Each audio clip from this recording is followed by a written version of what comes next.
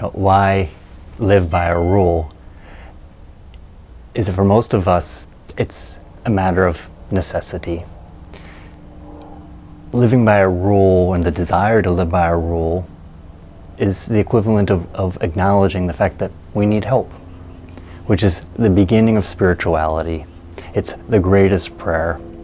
And so many of you know that Evensong is the first prayer of the day, because in keeping with the Jewish tradition, the new day starts at sundown. The first prayer of Evensong is, God, make speed to save us.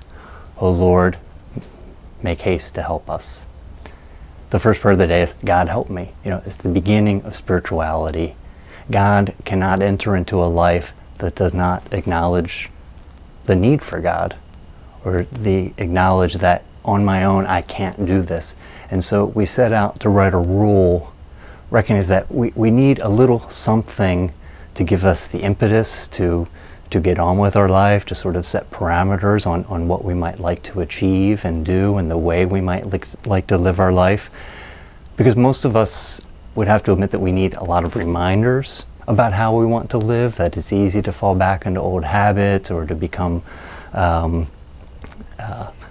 rest on our laurels, so to speak, and sort of let up on whether it's going to church or praying every day or whatever it is, those things that we know we desire deeply, but somehow find ourselves cutting out or not able to stick with the program. And a rule sort of sets a backdrop, that sort of reminder, remember that this is how you want to live, remember the benefits of living this way, so keep with it, stick with it, continue to do it, and always having that rule there to fall back on, to look and say, yeah, this is the way to live.